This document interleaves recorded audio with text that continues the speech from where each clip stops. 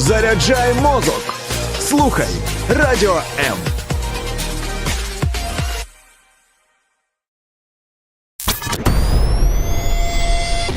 Реальні люди, реальні історії, реальне життя. В ефірі проект «Загартовані». В ефірі проект «Загартовані» на Радіо М. Сьогодні ми будемо говорити на таку важливу тему, як покращити стосунки в сім'ї. І я запросила сьогодні Джошуа Креймайер, це американський ветеран і американський психолог, шлюбний консультант, або в Україні говорять сімейний психотерапевт. Джошуа навчає українських психологів працювати з сім'ями військових і американських також, само собою, викладає для американських студентів. Мене звати Ірина Нестеренко, у нас сьогодні перекладач Вікторія, яка буде допомагати проводити цей ефір. Отже, Джошуа, з досвіду сімейного психотерапевта, а можливо, з власного досвіду також, з якими викликами стикається сім'я, коли військовий повертається додому? Josh, maybe from your personal counseling experience as a family psychotherapist or marriage counselor, what do you see the challenges that a veteran and his family faces when he comes back home? І які виклики також для ветерана? And what are the challenges for the veterans when they come back? I think one of the first challenges that I think of is access to care, that many times the services for families exist in America, but they're not always known. Я думаю, перше, це доступ до отримання допомоги. І думаю, що такі організації, так чи інституції, які надають ці послуги, вони є, але вони якось невідомі для ветерана. So that's one larger scale issue.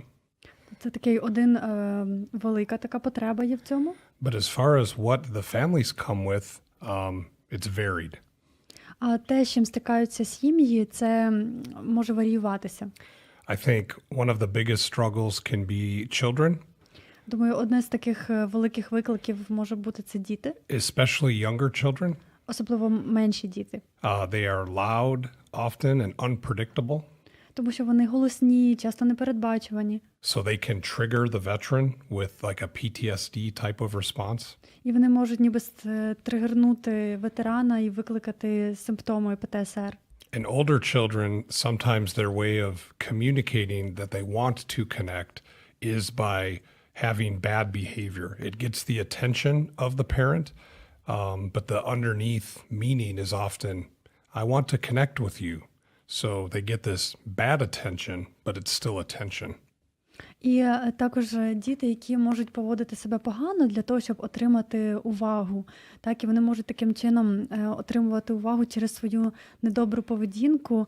Що... Так.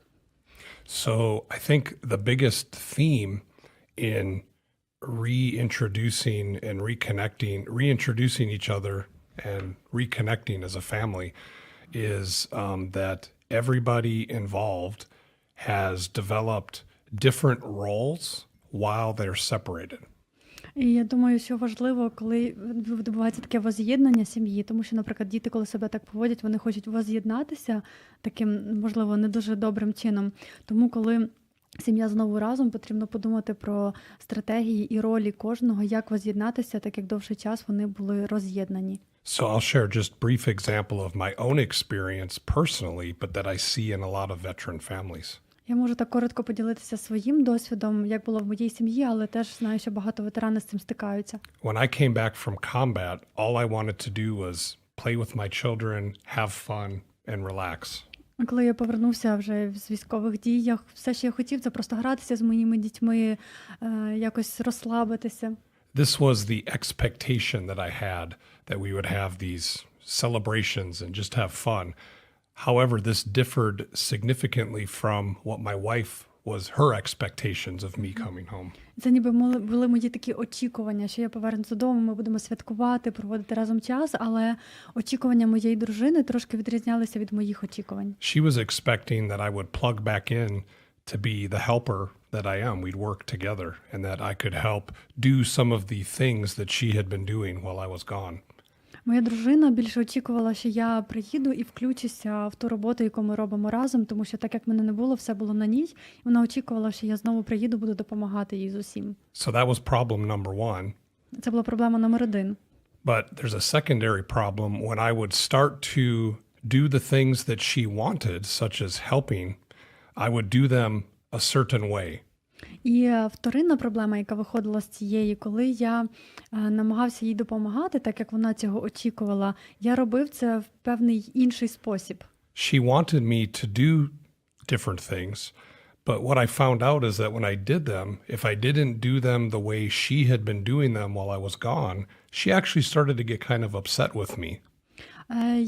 Я ніби робив різні речі, і вона очікувала, що я буду робити речі таким певним чином, згідно її очікувань. Але я робив це трошечки по-іншому, і це почало її засмучувати.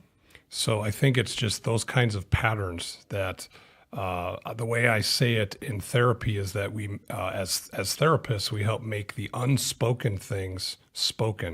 So I try to help families see those patterns of their behavior and how that's the underneath part of the problem. І утворювалися ніби вже такі якісь патерни поведінки, і те, що я роблю як терапевт на сімейних консультаціях, я допомагаю зробити речі, які ми не говоримо, зробити так, щоб ми про них говорили. Тобто, і так само в нашій сім'ї утворювалися певні патерни поведінки, і нам треба було говорити про ніби ту глибшу потребу, яка стояла за цими патернами поведінки. Дійсно, проблема є в тому, що очікування різні в партнерів, да? Yeah, so the problem is actually that partners have different expectations. I think that's a good summary of it, yes. Я думаю, що це такий гарний підсумок цього. І через те виникають такі конфлікти. Як реагувати правильно дружині? Або в нас є і жінки, які на війні, да, і тоді як правильно реагувати чоловіку, да, коли повертається дружина військова додому на певні такі на емоційні реакції, на нову поведінку свого партнера. So that what causes conflict. So how should, for example, a wife react when a husband who is veteran comes back home, or if a wife was military and she comes back home, how should her husband react? Or when you can see also some kind of like impulsive emotional reactions, how to be with that? I think one of the best things we can do is teach people to disengage in those moments, to step away. Думаю, найперше, що ми можемо навчити людей, це в такі моменти трошечки як ніби відступати і не вв'язуватися в цей конфлікт. There's research that shows when our heart rate goes over 100 beats per minute, that the rational, clear, calm thinking part of our brain isn't working when our heart rate goes up. І також є дослідження, яке говорить про те, що якщо наш пульс стає більшим, ніж 100 ударів за хвилину, то, певно, наша раціональна частка в нашому мозку, вона ніби як перестає добре функціонувати. So I focus a lot on helping both partners understand that it's not effective to have conversations and communicate in those types of settings, that it's better to walk away, let the adrenaline out of your system and find a way to reconnect later. Тому я навчаю членів сім'ї, що в такі моменти краще відступити, так, розійтися, піти на прогулянку, щоб цей адреналін вийшов, тому що вступати в якусь суперечку чи вирішення проблеми, чи говорити про це в цей момент буде неефективно. Тому я їх вчу таких прикладів.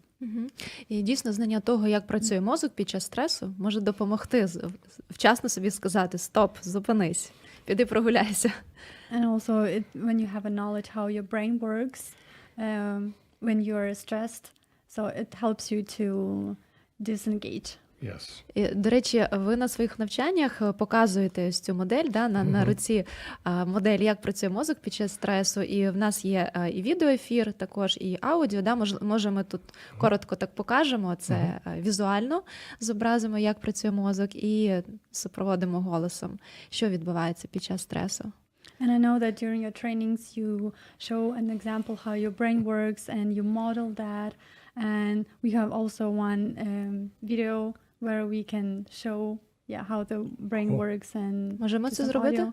Can we do that right now as an example? Oh, sure. Yeah. Yeah. Yeah, right now. So you'd like me to show this? Ти хотіла б, щоб я це показав? Да. Yeah. So what I do is this is something that I teach psychologists, and then I also use it in therapy. I teach families this. Це те, як я навчаю психологів, те, як я навчаю членів сімей. So if you Google a picture of the brain, Якщо ви в Гуглі пошукайте картинку мозку, and specifically a part of the brain called the limbic system, you can compare that image with what I'm going to show you. і особливо, якщо ви пошукаєте частину мозку, яка називається лімбічна система, ви можете її порівняти до того, що я зараз вам покажу. So if you put your hand out with your palm away from you Якщо ви візьмете свою долонь і поставите отак перед собою, and cross your thumb over your palm, і візьмете свій великий палець, покладете сюди, if you look at an actual picture of the limbic system in your brain, it's almost exactly the same shape as your thumb. і якщо ви подивитеся на картинку, як розміщена лімбічна система в вашому мозку, ви побачите, що вона займає фактично таку ж саму форму. When we are traumatized and we haven't effectively dealt with the trauma, we're often behaving and acting from this part of our brain. І коли ми переживаємо якусь травматичну подію, ми починаємо діяти саме починаючи з цієї частини нашого мозку. This part of our brain is designed for survival. І ця частина мозку, вона створена так, яка відповідає за наше виживання. Some people may have heard of the response that we can have called fight, flight, or freeze.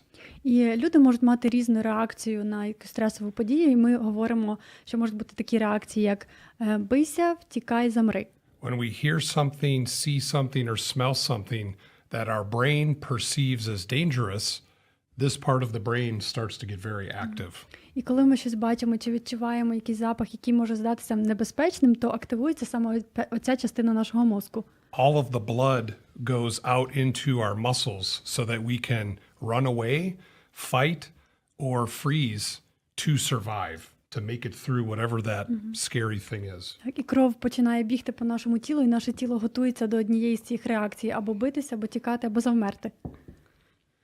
If you fold your fingers over your thumb І якщо ви загорнете так пальці навколо великого пальця, and then look at an image of the entire brain, і потім подивитися на картинку всього мозку, you'll notice that your hand like this is very similar to the shape of your actual brain.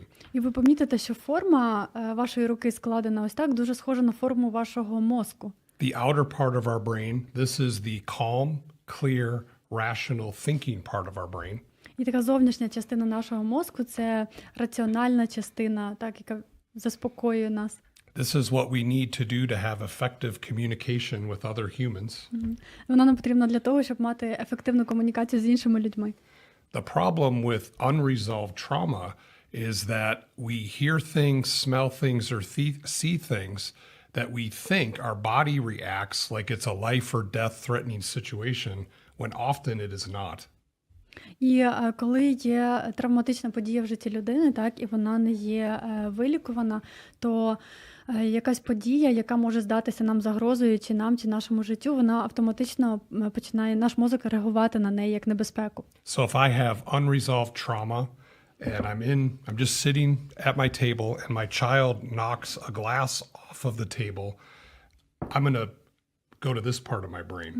І коли, наприклад, у мене є травма, яка не пропрацьована, так, не вирішена, і моя дитина скидає чашку з стола, так, я реагую на цей звук, і мій мозок починає діяти ось так. I hear that loud sound and my body and my brain think I need to survive. І я чую цей звук, і моє тіло, моє мозок готується до того, що мені потрібно вижити. It goes right past the thinking part of our brain. Так, це ніби проходить через мою раціональну частку в мозку. When we're here, we can have intense interactions with other people. І коли ми знаходимося ось тут, у нас може бути така досить інтенсивна комунікація, взаємодія з іншими людьми. And sometimes not even remember what we're doing. We might not remember it. І інколи ми можемо навіть не пам'ятати, що ми так зробили. Because if it's an actual life-threatening event, we don't need to think about it, we need to act. Тому що коли дійсно є якась подія, яка загрожує нашому життю, то нам не потрібно про це думати, нам потрібно просто діяти. So many strategies such as relaxation breathing help us to get back here with our... І певні такі техніки, як релаксація, дихання, вони допомагають нам повернутися в оцей стан. Yeah, there's many other things that we teach in our sessions to help people get here. Є багато інших способів, яких ми навчаємо на наших тренінгах, щоб допомогти людям діяти ось так. Дякую за такий майстер-клас. Thank you for such a masterclass and workshop. Мені здається, це допомагає людям краще зрозуміти, що питання не в тому, що людина погана. I think it helps people to understand that the person is bad. Що її реакції – це наслідок того, як працює мозок, як працює фізіологія і які психотравми, з якими психотравмами намагається людина впоратись таким чином. But her action is a result of some kind of trauma or reactions of her brain to some trigger. It is. І саме тому фахівець з психічного здоров'я може навчити, як краще справлятися ці техніки, які ви назвали, як якісь інші, як працювати з думками, щоб пошвидше повернути ось цю частинку раціонально на місце і вже комунікувати так екологічно, скажімо. That's why a mental health specialist can teach how to use the strategies to come back to that position and help yourself. Як ще сімейний терапевт, психолог може допомогти сім'ї ветерана? Взагалі, існує такий міф, що психолог може стати на чиюсь сторону, особливо якщо приходить сім'я, і психолог жінка, то вона буде на стороні дружини, до прикладу. Може, трошки про те поговоримо, як працює психолог з сім'єю, з сімейними стосунками. Could you please share maybe more how family counselor works with families and with relationships in the family? And sometimes there's like a myth that if professional psychologist is a woman and if a couple comes to a therapy, a professional woman can take sides and can take wife's side. Can you please share more about how family therapist works with family? Sure. I think one of the easiest things to do is to understand that many people might think this way, so we can make the unspoken spoken in this too and just talk about this issue from the beginning. Так, я думаю, що дійсно може бути такий міф серед людей, але ми можемо говорити про ці речі і ніби розвінчувати їх. Ми можемо говорити про те, про що довго мовчалося. I usually tell couples or families, I'll use a couple in this example, but with a couple I say, you're not my client and you're not my client or patient. It's the space between you. I am here for the relationship and the patterns between you. That's what I'm here to work on and help you with. І часто, коли приходить сім'я, я говорю їм, особливо до пари, я говорю, що ти не мій клієнт і ти не моя клієнтка. Є просто простір між вами, а я тут, щоб допомогти вам зрозуміти ваші стосунки, певні патерни поведінки і допомогти вам. Yeah, so I think just setting that from the very beginning, whether you're a male or a female therapist, it just helps highlight, who is the client? What are you working on? I'm not here to take sides. I'm here to help your relationship. Я думаю, це дуже гарно проговорити і прояснити від самого початку, щоб сім'я розуміла, що незалежно від того, терапевт є жінкою чи чоловіком, я є тут, щоб допомогти вам працювати над вашими стосунками, а не займати чиюсь сторону. Угу. Тобто це третє, з чим працює. Вірніше, те, що між ними, це і є тим основним, з чим працює психолог. Він не займає якусь із сторін. Його задача – покращити стосунки. So the space between the couple is what therapist is working with, not taking sides. Correct. Yeah, and I do the same thing with families. I explain that I'm here to help the relationship between them. Так, це саме я роблю з сім'ями і говорю про те, що я допомагаю вам налагодити стосунки. Yeah, and many times people need reminding of that in therapy. Я думаю, багатьом людям потрібно нагадувати про це в терапії. You don't just tell them once and they get it. It's often what happens, even if you tell them at the beginning, they start to try to convince you of their position, and people are like trying to get you to be on their side and say, don't you see that he's the problem? Can't you agree with me? This is what it feels like often. І це не те, що один раз сказали, і люди зрозуміли, це потрібно повторювати часто, тому що може бути так динаміка складатися, що один з пари може сказати, ви чули, як це було сказано? Ви розумієте, як я почуваюся? Угу. Як зберегти стосунки, коли обидва партнери такі, знаєте, амбітні, мають лідерські якості, десь, можливо, конкурують між собою. Іноді є сім'ї, трапляються в Україні сім'ї, де обидва або громадські діячі, або там ветеран і ветеранка в шлюбі. Коли ось дві такі сильні особистості в шлюбі, як їм допомагати взаємодіяти і зберегти і покращити стосунки? What if in a family you have two strong personalities or two veterans or two people who are quite active or ambitious? Like, how do you help them to work on their relationships and interact? So one of the first things I start with is bringing up the idea of balance in this kind of a couple. В таких сім'ях я, мабуть, більше думаю про ідею балансу. And I think the key concept that is causing problems is that stronger personalities are refusing to accept influence from the other person.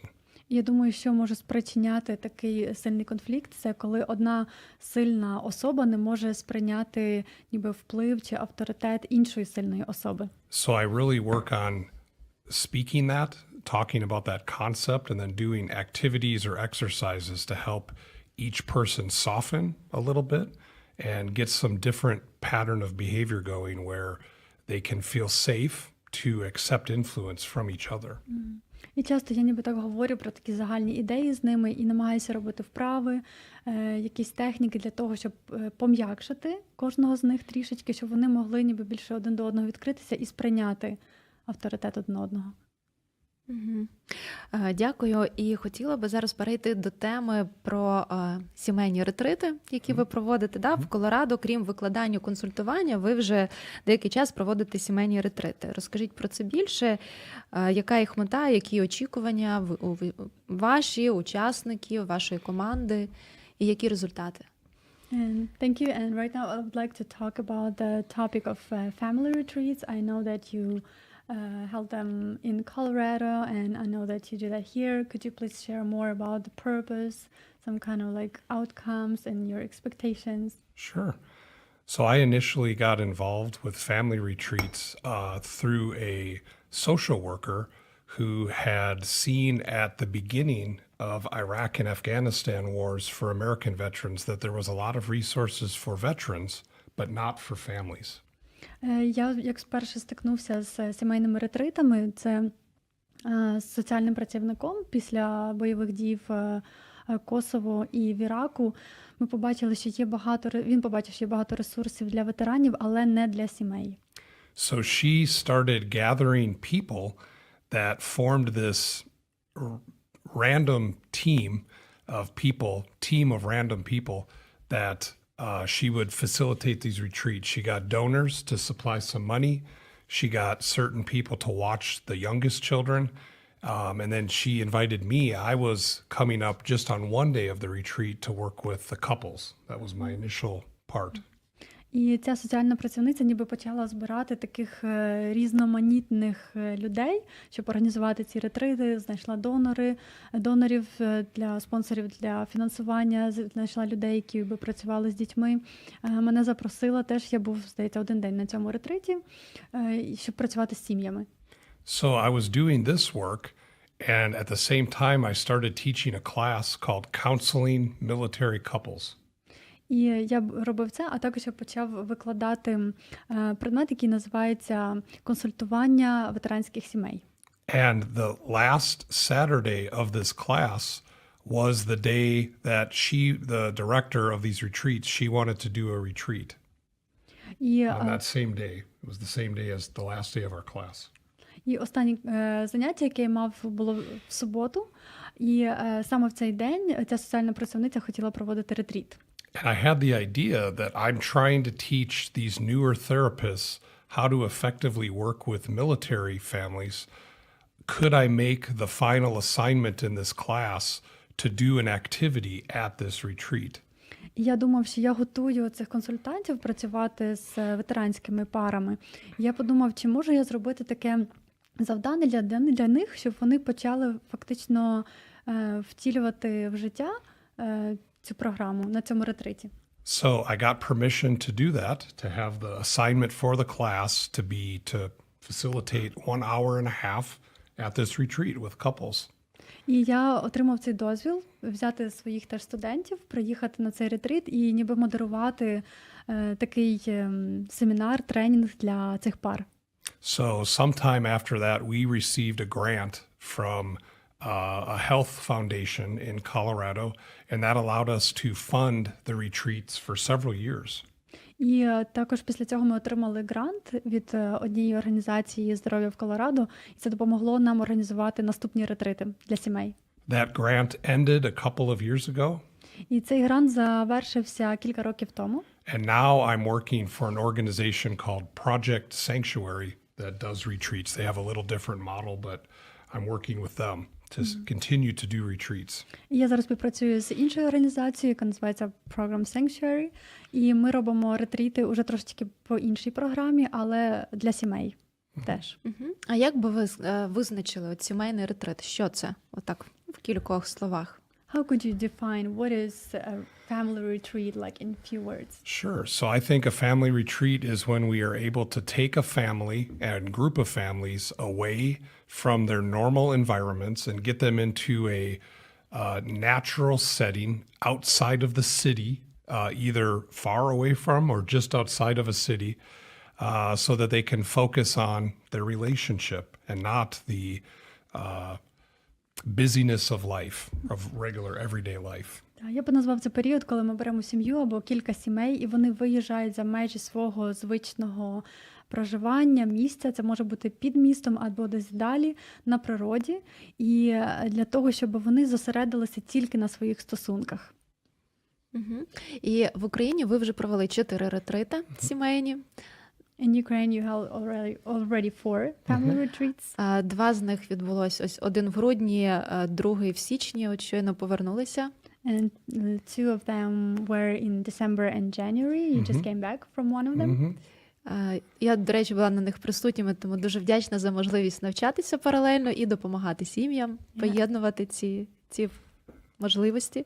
And I was present at those family retreats, and it's such a pleasure for me to help and learn. Thank you. Які ваші враження від цих проведених заходів? What are your impressions from these events? I knew in my heart that these retreats would be helpful. I was surprised by how impactful they were. From the feedback we got from the military families, I was surprised. I was glad. I was gladly surprised. But it seemed like they had a very significant impact on the families here. В своєму серці я відчував, що вони будуть мати такий допоміжний ефект, що будуть дуже гарними для сімей, але, чесно кажучи, я був дуже сильно вражений, наскільки сильним був вплив від цих ретритів на сім'ї, судячи з їхнього відгуку. А як ви думаєте, що ви помітили, як відрізняються ретрити в Америці і в Україні? Чи є відмінність в ретритах, ну і взагалі в стосунках у подружніх пар? Do you see the difference between family retreats in the US and in Ukraine? Do you see some different dynamics in the families, American and Ukrainian? So I definitely see more in common. Whenever I've had this question kind of asked before, and I feel like I see more parallels than differences. That's my first response. І ніби перша моя така відповідь, я точно бачу більше подібного, ніж різного. Мене про це вже раніше питали, і я собі про це так думав. So what I know about the parallels are that when you bring people together that have the same experience, they connect very quickly. It's surprising how quickly they can connect over a 4-day period. Які паралелі можу провести, що люди, в них був схожий досвід, і наскільки сильно вони можуть зблизитися за ці 4 дні. Це те, що я бачу в сім'ях. By the end of 4 days, people from all different parts of this country are making plans. They didn't know each other at the beginning, and at the end they're making plans to get together, and they have Facebook groups. І до кінця 4-го дня, що я побачив на ретріті, що люди, які з'їхалися з різних куточків України, вони вже хочуть якось об'єднатися з сім'ями, щось разом робити, об'єднуються в групі на Фейсбуці. So this happens in America too.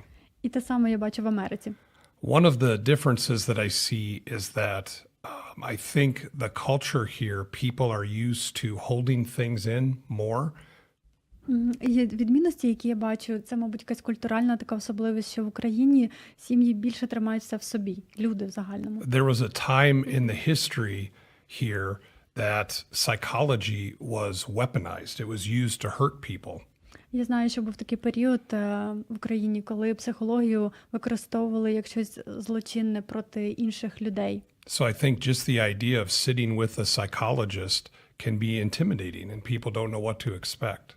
Я розумію, що для багатьох людей просто піти до психолога, бути поруч з психологом – це є щось дуже таким незвичним і некомфортним. So I do feel that it takes a little bit more time here to get people to feel comfortable with our environment that we're trying to create at the retreat. І я бачу, що людям в Україні потрібно трішечки більше часу, щоб досягти ніби тої атмосфери, яку би ми хотіли, так, щоб їм трошечки більше звикнути, щоб їм стало більш комфортніше. The first day here at a retreat, it's very difficult for me because I don't get much feedback from people's faces. I see a lot of stoic, stone type of faces here. І на першому дні ретриту особливо мені складно, тому що не бачу дуже багато фідбеку від людей, особливо через їхні обличчя, бачу більше такі застиглі кам'яні обличчя. But the surprising thing to me is that once we can break through that, I feel like the families here are even more genuine and have such amazingness within them, even a little more than we have in America. I feel like they're just, I don't know, I love the people here when I can get through that. Але коли ми ніби прориваємося через цей період, переходимо цей бар'єр, то я бачу, як люди дуже сильно відкриваються, вони такі щирі, справжні, і я просто люблю цих людей. Я розумію, що... Yeah. I feel like we can go deeper here. Я думаю, що тут ми можемо з ними піти навіть на глибший рівень. Ну, дійсно, згодна абсолютно, що каральна ця психіатрія радянська, вона залишила такий травматичний слід в цілому в нашій культурі, і тому ставлення у людей до психологів, до всіх фахівців, де є корінь, психіатр, психолог, психотерапевт, відразу якась включається табу. Yeah, and we had this Soviet regime period, and how they used psychology, to weaponize people, and also like I see that everything you have with psychology, psychiatrists, it's really has some kind of like taboo in people's minds. Але ми потрошечку долаємо цю стигму. But we are overcoming the stigma step by step.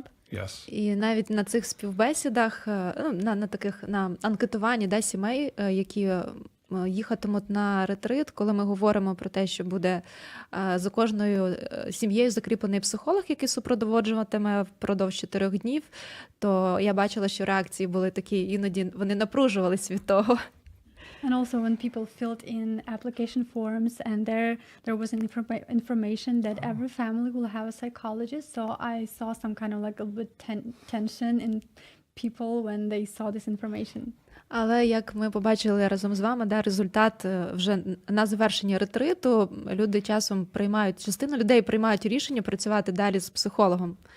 But as we saw during retreats, as a result, at the end, people are making decision to continue work with the psychologist afterwards. Вони бачать, що це співпраця, що це не вторгнення на їх територію, і що це корисно може бути для них. Yeah, they see this as cooperation and not invading on their like personal space, and they see that it could be effective.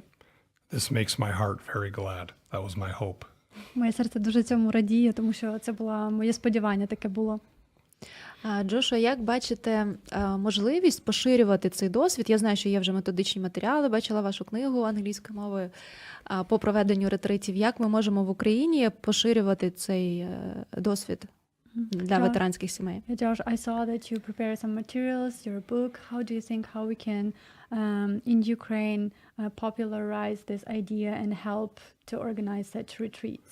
So I'm going to the first step, I think, is to keep doing these. So I'm going to be looking for resources to basically to pay for room and board for our team and the families. And there's a few other costs involved, but creative ways to financially support them because we have the structure to keep doing them. So step number one is to keep doing them. І перший крок, я думаю, це продовжити робити це. І я хочу продовжити робити такі ретрити. І найперше це шукати різну фінансову підтримку для того, щоб допомогти їх організувати. У нас є структура, як це працює, так, команди. І це, думаю, такий крок номер один – це продовжувати це робити далі. And I did, as you said, I published a book about this model for the retreats for military families. It is presently only available on Amazon. That's where I published it. And I'm working to get that translated into Ukrainian so I can also use that to get this model out there. Так, як ви сказали, я дійсно опублікував книгу, яка говорить про модель сімейного ретриту, як його проводити. І зараз ця книга є на Амазоні, лише продається, але я працюю над тим, щоб перекласти її на українську, щоб вона була доступна тут. І дякую за це, до речі, тому що це нам буде такий, для українців це буде такий допоміжний інструмент дуже. Yeah, thank you for that. It will be a very helpful instrument for Ukrainians as well. Ще мені дуже подобається, що ви вмієте створити таку атмосферу на ретриті дійсно сімейну. And what I really like about you that you can create a real family atmosphere at the retreat. Дійсно, люди відкриваються, багато емоцій завдяки різним іграм, таким технікам, розмовам. Така атмосфера, яку дійсно часом потрібно місяці, щоб створити, але вам це здається там за кілька днів ретриту. I saw that people open up and they like have good connection, and I see that the atmosphere you create, sometimes it takes months to create that atmosphere, but you can do that like in several days. І сім'ї дійсно, я пам'ятаю, що говорили, як ще можна потрапити на подібний захід, чи буде ретрит 2, чи буде продовження. Це говорить про те, що для них це важливо і цінно було. And I heard from families that they want to have the second retreat like that and how they can get there. So I see that this is very helpful for them. І на завершення, які ваші побажання для українських сімей і ветеранів, і цивільних сімей, всі хочуть бути щасливими в шлюбі. Як думаєте, які би, можливо, 3 речі допомогли би зміцнити, покращити шлюб? And at the end of our program, I would like to ask you to share maybe some kind of like 3 things that help better to make relationships in the family of veterans better. Could you please share about that? Oh, you want me, I thought you said at the end to share right that. now. Right now. So 3 things that I shared at the retreat, or 3 things that I would share now? Would share now. Sure. So I think one of the main concepts I'd like to share would be that not to give up. There is help, and we are working very tirelessly. We have many people trying to ensure that there's more resources for military families, and there's many of incredible resources that do exist. So don't give up, and we'll try to keep getting these resources out so people can be aware of them. Перше, це я хотів би сказати, не здаватися, тому що ми справді важко працюємо над тим, щоб здобути якомога більше ресурсів для того, щоб організовувати такі ретріти, щоб якомога більше людей могли потрапити на них. Тому, перше, не здаватися, тому що ведеться робота, і ми хочемо, щоб багато ветеранських сімей знали про ці ресурси. I have a testimony of these kinds of things, how they can help. I'm going to keep telling my story of these resources work. They do help. That no problem is insurmountable. There's always something you can do. І я теж можу поділитися з власного досвіду і з досвіду інших сімей, що дійсно ці ресурси, вони працюють, є гарний результат, і якби немає такої ситуації, яку не можна було би вирішити. To the families, but more to the veterans, I would say this. I would say something else. А сім'ям, і особливо ветеранам, я би хотів сказати ще щось. We learn in the military that we can do anything. В армії ми навчилися тому, що ми можемо зробити будь-що. And I would say, yes, this is true. This has to be true in combat.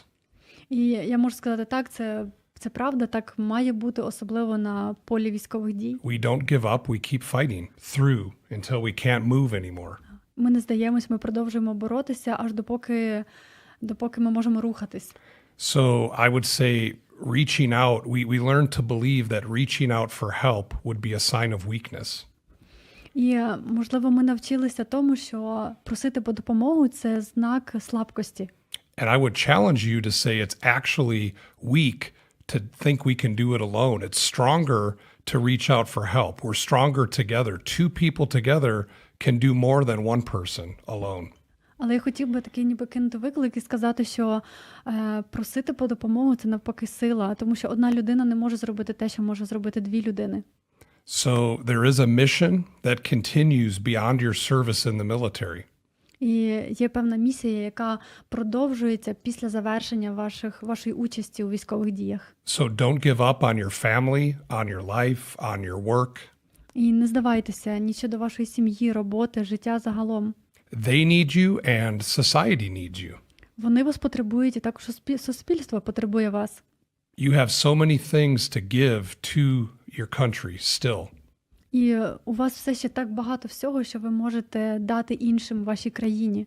And people like Ira and I will help you discover that. We'll help you go through that process to figure that out, your new mission. І такі люди, як Іра і я, ми хочемо допомогти вам розкрити ці ресурси, розкрити цю місію, яка у вас є. Дякую за таке надихаюче побажання. Thank you for such encouraging wishes. І в цілому дякую за цю розмову і за Thank you in general for таку this любов і conversation посвяту and love Україні. and commitment in Ukraine. І що допомагаєте нам впроваджувати кращі практики. And that you help bring best practices in here. А це був проект «Загартовані» Радіо М, і гостем студії у нас був Джошуа Креймайер, ветеран, психолог, викладач, американець, але вже трошки й українець, і допомагала нам в ефірі перекладач Вікторія Демчук. До понеділка.